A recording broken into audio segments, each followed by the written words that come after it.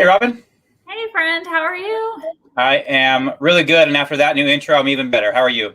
Yeah, I know. I was just saying the new intro just brings a big smile to my face. Got to give a shout out to Taylor, our friend Taylor Lowe in Florida, for producing our new intro video. So shout out, Taylor. We really appreciate your talent and skills and making us look good. Absolutely. Now I feel like we have to up our game a little bit, right? It's a little bit more professional now. Absolutely. Hey, you're a great professional, Scott. So anytime.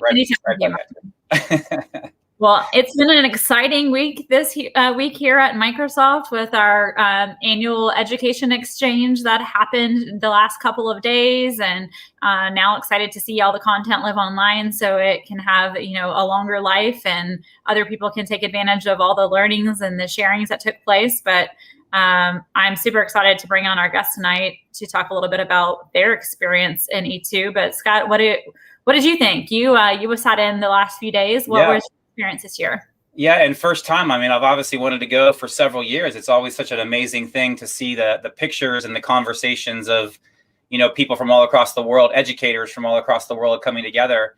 And I thought you really felt that in an online environment. I thought the team did a great job, and just the chat during the sessions themselves.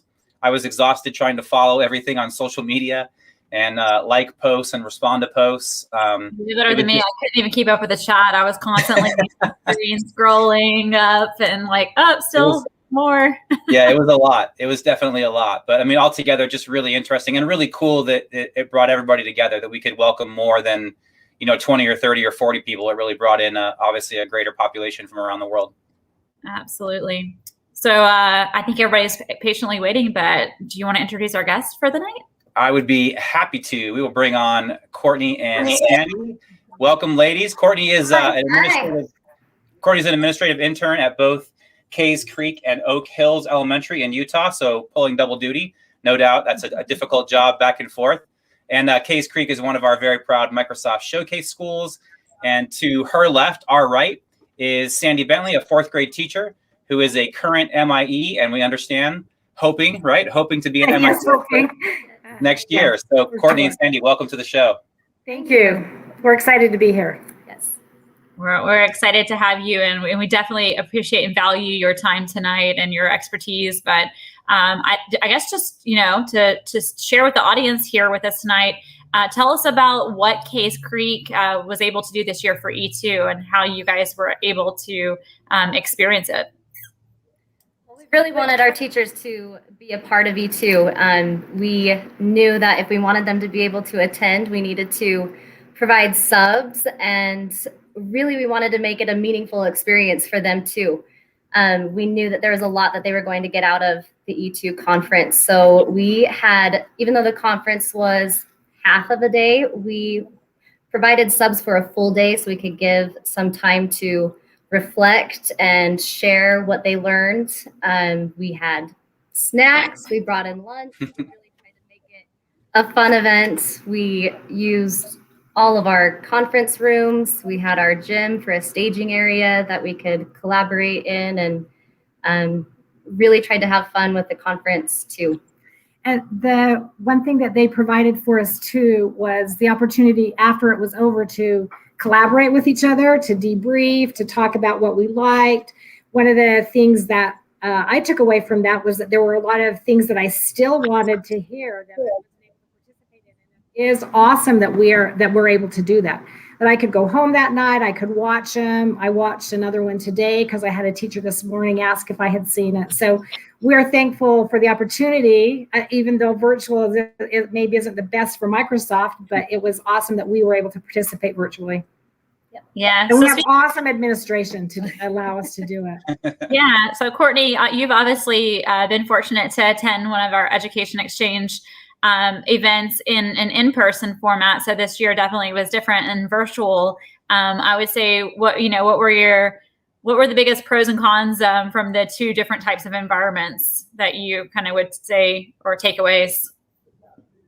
The in-person had the more intimate feel, I guess, with other educators from around the globe, which was amazing. I still keep in contact with my team that I met in Paris, and I just started up our group chat again over E2 and talked about it a little bit. So that part was amazing and incredible. The part that I really love about the virtual is that, like Sandy said, we can go back and watch some of those recordings and revisit some of the things. And I mean, one of the sessions that we loved was insights. A lot of our teachers talked about the insight session. And so we went back and watched that, and more teachers got excited about it. And it opened up the opportunity for more of the teachers to experience too, even though, you know, that you don't have the personal collaboration with the teachers worldwide. We were able to experience more teachers experience, which I think gets them excited to become Microsoft innovative educators and to become experts. Yeah, you know, I think that moving forward, that's going to be how events land. That even though we will still probably have in-person events for sure, because there is absolute value to that, like especially the relationship building, the solidifying of, you know, just being in the room with someone, that human touch. But really taking those, you know, former in-person events and making sure there's always a digital component to that, so that people can participate remotely and open that audience up a little bit wider. So I think as a company, we've learned that across every, you know, industry that we represent. But so it's good to hear that you guys are feeling the same way. It's definitely some affirmation there. Yeah, absolutely. And Courtney mentioned the insights. That was probably one of the biggest takeaways for a lot of our teachers. What we are really excited that Teams has that capability for us to use the analytics side of it, to see which of our students that are online or in person, how much they're engaged, the time that they spend, what their needs are. It opens up a whole new avenue for us to be able to support them.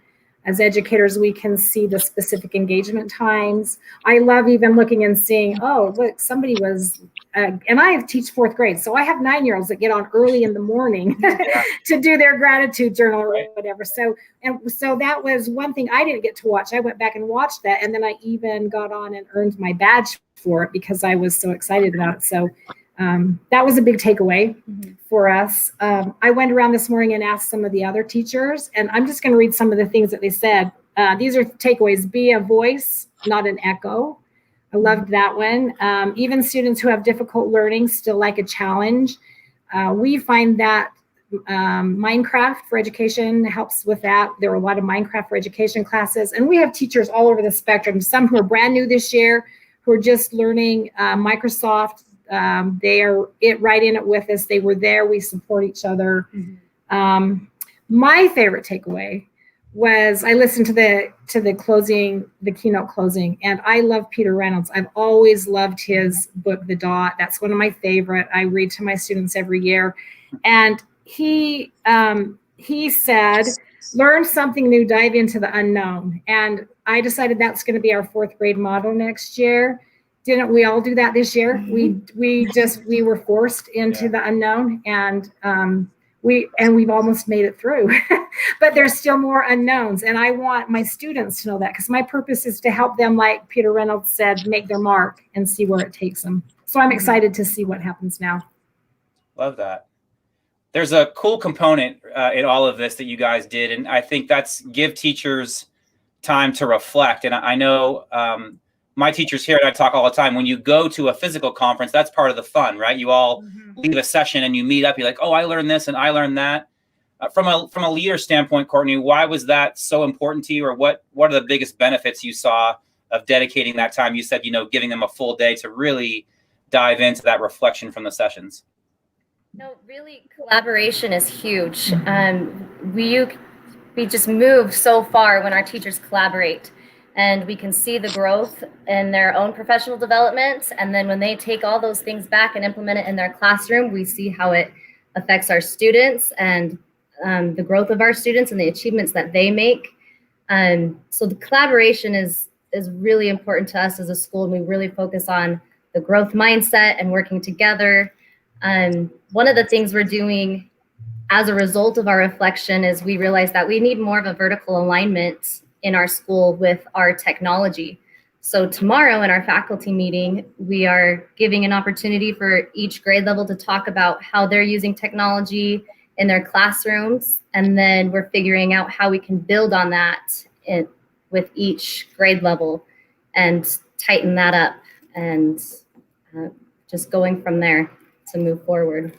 Yeah, the collaboration here is amazing. We all of the teachers are on board for the Microsoft Showcase School. Every other Thursday morning we have a Microsoft event where somebody in the school teaches the other teachers Microsoft tools that they're using. We earn badges together. So it's amazing that we really do help each other. That's an important component. Mm-hmm. We couldn't do it without that. And they're also able to share how they're implementing it in their own classrooms and the projects that they're currently working on. So our other grade levels can look at it and see, I can adapt that to the grade level that I'm teaching. And it just builds from there, and we can feel the excitement, and we love it.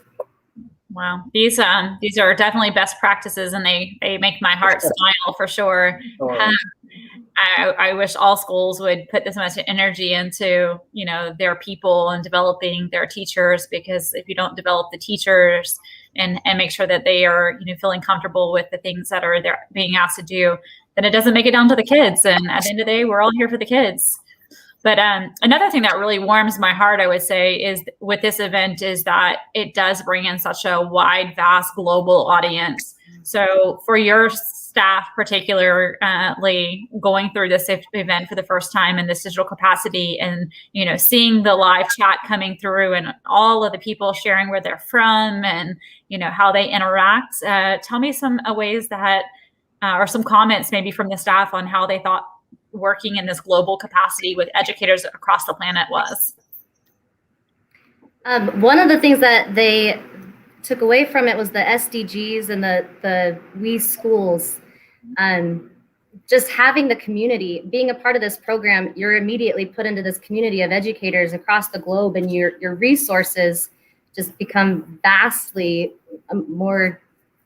There's just so many educators that you can pull from and experiences. And we talked a little bit about, I was very touched at the award ceremony to see the schools from India and Pakistan that were doing the We Tech for Good. And it brings us closer together. I think maybe we're connected globally, even more so today than ever before. And one of the things with our school, we focus, and they write it into our SIP plan every year, is to do the Sustainable Development Goals, and every grade does it. And if I can share an experience, when I did it with my students, they chose to do Rafiki bracelets for the We Schools, and they learned about the 5 different pillars of education, water, and health, and they were very touched by that. But what really brought a global connection to them was we had a girl in our class who was adopted from Kenya, and her mom called me and said, "You have got to know how much this means to her. She's a very private person." I'm going to probably cry to tell you this, but she used to be before we adopted her, she would walk 10 miles with a sister in her arms and a sister on her back to get milk for her family. And she is so touched that you are doing this for people in her country that she knows. And what an awesome way for my students to become socially aware of things that are happening globally and how it affects us here, even though it's in Kenya. And for them to understand that we are really blessed, and that it's not the same all over the world, and that we can try to end poverty and all that kind of stuff. It was very touching. The Sustainable Development Goals are a very important part of our school environment. I love that. It helps really build that empathy muscle. Yes. The epitome of it. Mm-hmm. It does. I would say too, and I'm sure you guys felt the same way, and I'd love to hear your stories from it. Taking it to the teacher level, it was so comforting for me as an educator to hear other educators from around the world sharing the same concerns about social emotional learning, and how do we come out of the pandemic, and equity, and all these things. It's like we think we're so different, and we are in some respects, right? But yet we're sharing and fighting some of the same battles. Did you guys come across that in some of the conversations and the sessions that you were in? Yeah, and it is it is nice to know that we're all in this together, that we're facing the same things with our students who are struggling socially, struggling emotionally to make it through, no matter what their circumstances are. It's all over the globe. And it is nice to interact with other teachers. And I think that's a big resource for our teachers, is just knowing that they have other educators out there that they can share ideas with and collaborate with outside of our own walls and outside of our own district. That's outside of our own country, right. You know, to connect globally with other educators is amazing. I agree 100%. Yep, no doubt. Well, we definitely appreciate you guys sharing your perspective, and we're very glad that you dedicated the time, the energy, the effort, and the dollars. I mean, just to put subs in all the classrooms so teachers had this experience. We're grateful for that, and we are so proud to call Case Creek one of our showcase schools. But before we let you ladies go, we want to see if you're down to play a little bit of lightning round fun. Okay, yeah, sure. All right, so here we go. We'll start off with an easy one, a little softball question. What is your favorite food? strawberries. I like any fruit. Oh, Yeah, we're just fruit. We're fruit people here. There you go. excellent. Chocolates. What is your favorite holiday? Christmas. Yeah, Christmas. All right, Yeah. another easy one. What's your favorite sound? Music. Silence, sleep. Spoken like a true educator and parent. I like that. Does that count as a sound? It does. It works in my book. It works in my book. And then the opposite. What is your least favorite sound? Whining. Also in that same parent educator book. Yeah, Yes. totally. Love that. All right, they get a little harder now. Still fun, but a little more difficult. What job outside of education, outside of your current role, would you most like to attempt? I would like to be in the medical field, to be a nurse, a doctor. A dolphin trainer. I like that. That's great. That sounds great. And then the opposite. What job would you definitely not want to attempt? Nursing, medical field. Dolphin trainer. No. There you go. And we'll get you out of here on this one. At the end of your careers, at your retirement luncheon or big party, whatever it is, what do you hope your friends and colleagues are saying about you? That they know that we loved to learn and we loved to teach.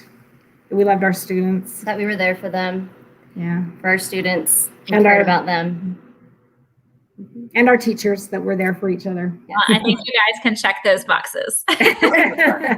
Well, thank you so much for this opportunity. We appreciate it. Well, Absolutely. thank you guys so much. And thank you for your time tonight. Appreciate it, ladies. Have a great night. We'll see you soon. You too. Okay, bye-bye. Bye. Bye-bye. I love hearing those inspiring stories. Like we say it every week. It's like the same story, but there's just so many great educators doing wonderful things, right?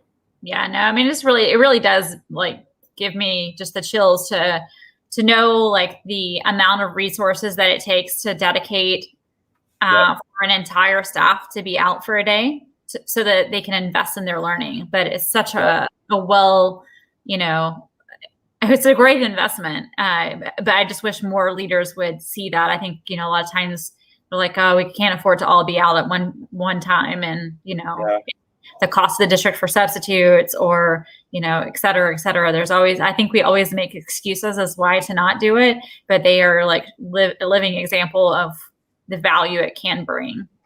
100%.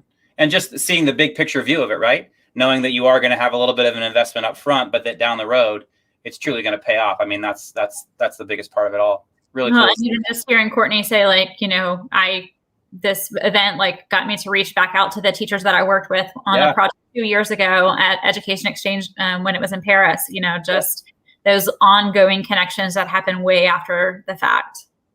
It's amazing. So fun to hear. Glad they were on the show. Me too. Shall we get to our segment and our epic educators for the week? Let's do it. So we wanted to hit a couple highlights. Courtney and Sandy did a great job touching on a few things, but we wanted to pull some other things in case some of our viewers didn't get a chance to see. Hopefully You can sit down and see all of them. We'll run the same aka.ms link is still working. Instead of going to the registration page now, it takes you straight to the YouTube channel, which is great. And all the sessions actually were uploaded earlier today, so they're all there. But we'll hit just a couple of the highlights. And we already talked about this one, really. Just the sense of global collaboration, I thought was fantastic. Really not much more to add there. Just really cool to see people from all around the world sharing and enjoying that common conversation around education. Was very, very cool.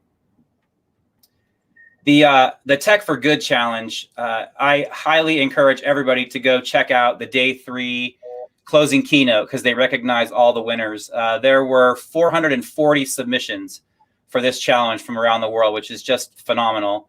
And winners in 4 categories, I think 14 winners in all. Maybe I might be off, maybe 16, but just some amazing projects, really creative use of technology, solving world problems, and driven by, again, that collaborative spirit of students and faculty working together. So once again, certainly encourage everybody to go check out the day 3 closing keynote.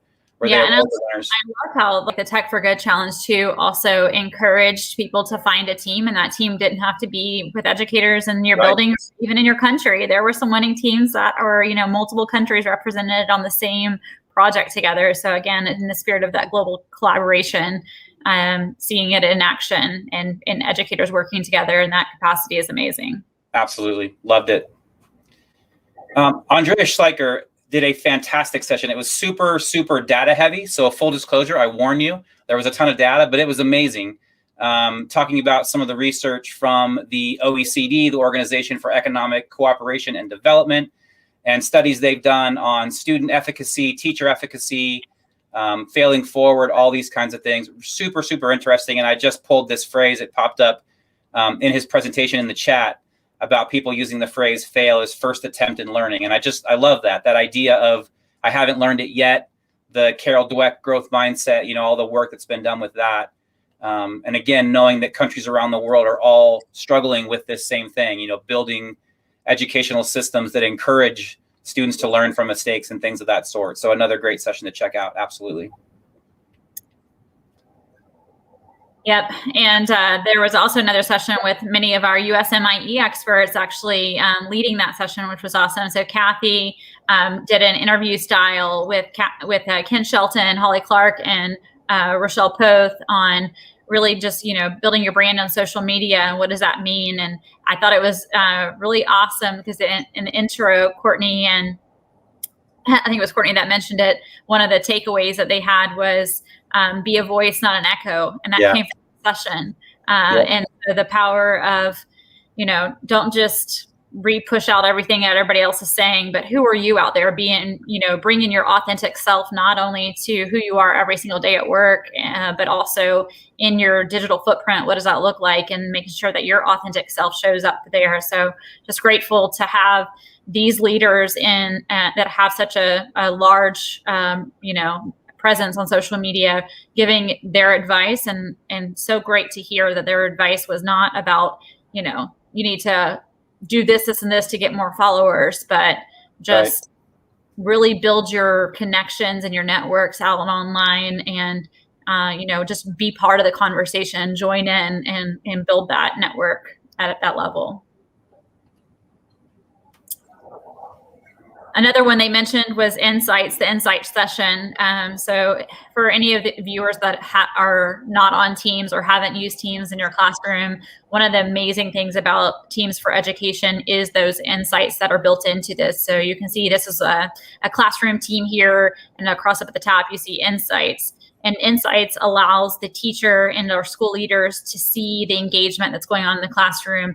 It is able to use artificial intelligence and machine learning to see what the kids are responding to. If they haven't participated in a group discussion, you'll see that they are being quiet there. And so all these are great progress indicators for us as teachers to know, what the kids are excelling on, what they're not doing, or even just that, why aren't they participating in class? And this will prompt me as a teacher to say, let me go have a conversation, with Kim to see why she's, being so quiet and not participating or hasn't turned any of her work in, et cetera. So really just having those insights to what the students are doing in a virtual learning classroom, it's pretty impressive. And I loved, Robin, at the end, they added some of the features that are coming about some of the organizational roles that are going to be built into Insights. So now a principal will be able to look at all the data in the school. A superintendent will be able to look at individual schools or groups of schools together, really leveraging all the power of like Power BI and everything. Just incredible insight into, what your students are working on. As Sandy said, realizing students are getting up early in the morning, to do homework and turn things in. That data is incredibly powerful. Yeah. And speaking of power and powerful, no doubt.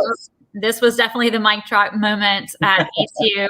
It's kind of was the official soft launch announcement of our latest tool that we're building into our ecosystem of Microsoft 365, and that is called Reading Progress. So if you weren't able to see it, you can, again, go, rewatch the opening of E2, and there's like a little promo of what Reading Progress is. But it basically, think about this as a literacy teacher, when you're trying to calculate and monitor progress of your students' literacy, and you're having to literally pull out your students one by one in a small, in very small isolated rooms and have them read passages to you so you can mark up to see where are they struggling. Is it, simplification that they're having issues with? Are they not pausing after periods? Are they having trouble with, compound words, et cetera? And you spend all this time and you're doing one student at a time. What Reading Progress does is it allows the students to have independence and do this on their own so that they can actually record a passage, and then the actual artificial intelligence will go through and identify how the student is progressing, where they're struggling, and then it also provides pointers to the students to let them know, hey, this is how you performed and what you need to practice to do differently. So it really allows the student to own their own learning. It's done in a non-stigmatizing way. And especially, I think a lot of people may think, oh, this is for elementary schools. But I immediately thought, like, as a former junior high teacher, how many students I had that struggled with reading that don't have to be embarrassed that they struggle. They can help, themselves and be empowered with that knowledge and information. Yeah. Or students even from coming in with a second language or a third language, having to come into an English speaking school. Again, being able to practice their English through reading fluency. So there's a lot of great things that are going to be coming with Reading Progress, but we did peel the paper back, I guess, a little bit to give everybody a little peek. And I thought the same as you, Robin. I thought all throughout the K-12 experience and even into higher ed of those students that struggle and being able to close the gap for themselves, right? Not having to wait for a tutor or a reading coach or somebody to work them through it, to be able to have a room of 10, 15, 20 students even moving themselves forward. That gives me the chills just thinking about it, just closing that learning gap and really making learning more effective and restoring the joy in learning, really. Absolutely. Yeah. Can't wait to get my hands on this for sure. Super exciting. I can't wait to see where it goes. This is kind of like the new learning tools, if you would, when it first came out, and it just kept getting better and better. So this is what it's launching at. Where is it going to be in a year from now? Totally. So once again, you got that link, aka.ms/E2. Go check out all the sessions. They're all there on the YouTube channel, and share on social media. We look forward to hearing all about your experiences, your thoughts, and how you're using the tools and that advice with your students. Robin, let's celebrate some educators this week. Oh, let's do it. My love celebrating educators. And the first one we want to celebrate tonight is Michelle Singh from Florida. Michelle killed it at E2 this week. Yep. She was able to share how she's become an education leader. She had some great OneNote resource lessons that she was sharing out at E2. She also did a session on how to become an MIE or an MIE expert or an MIE trainer as well. So she's just full of a ton of information and knowledge. So thank you for sharing that with our community, Michelle. Definitely shout out to you. And a great session to watch. We know we'll have applications coming out soon, so you might want to catch that and brush up on it before those go live. Absolutely. Our second epic educator is really our school. It's our Showcase School Renton Prep and from Washington. We just want to, again, congratulate Renton Prep. They were actually one of the Tech for Good winners for the Tech for Good challenge. So they were a Showcase School winner for the creative communicator category. Sorry, that's a mouthful, triple C's there. But we are so proud of Renton Prep. They do amazing things at that school. If you're not following them and connecting with Dr. Zimmerman, who is one of their leaders, and their educators at the school, we definitely encourage you to do so as well. So shout out to Michelle and your fabulous staff at Renton Prep. And then the last epic educator, also from the Pacific Northwest, is Miss Katie Felix. So shout out to Katie. She was just an amazing participant at E2. She participated in a lot of the challenges throughout E2. So we're really excited that she can sum it all up. And I think she gave an actual really great quote. And I'm gonna read it real quick so I don't chop it up. But she said, "The last few days have been time to discover. Now it's time to change." And so I know we all felt that energy from E2. And so we wanted just to congratulate Katie for using your voice and sharing that with others and empowering other people to be the change that we all want to see. No doubt. And I certainly know I felt that after this week. I think whenever we come away from these big events like this, but especially E2, again, because of the global connection of it all, it really does feel like this is the momentum we can all, kind of ride this wave to really create some amazing change in our schools across our states, across our country, and certainly around the world. So thanks to Katie for giving us that motivation. Yeah, and I really loved that this event was able to put all of our MIE experts and Showcase School leaders on the stage as well. Often when we do this event, and it is usually it's very exclusive for our community, and they're the only ones who can attend, and being able to open that up this year with this virtual capacity for other people to see the talent and the amazing just community that has been built globally from our experts. Hopefully other people can see how these people are willing to give back to other fellow educators and schools and helping them along the way. So if you're listening in and you're not part of the MIE community, or you're not part of our Showcase School community and you want to be, we encourage you to be part of that. And, so we can put you on the stage like you saw so many of these educators shining all week long. Absolutely. So with that, I think we're wrapping up this episode, and we're going to be back again in April. That's what I hear, right, Scott? That's what I hear. Yeah, a little spring break, hopefully in there for some teachers across the country to kind of catch their breath for the last little push here for the school year. But yeah, we'll be back on April 13th to kind of start our home stretch for the 2021 school year. Looking forward to some great things. And of course, as always, you can catch this show. It'll be live tomorrow, or on demand tomorrow, I should say, as well as all of our previous episodes right there on our YouTube channel. Feel free to watch, comment, interact, and continue to send us suggestions and feedback of what you want to see on the show. We love hearing from you all and making sure that we're delivering content that's speaking to you and helping you and your teachers and your schools move things forward. So we appreciate you being here as always. Yep. And if we're not connected online, I'd love to stay connected with you guys. So you can follow me here, Robin Rivnats, and Brooker Coaching. So connect with us online and have a great night, everyone. We will see you on our next episode. Appreciate it. Great to see you, Robin. Have a great night. Bye, Scott. Bye.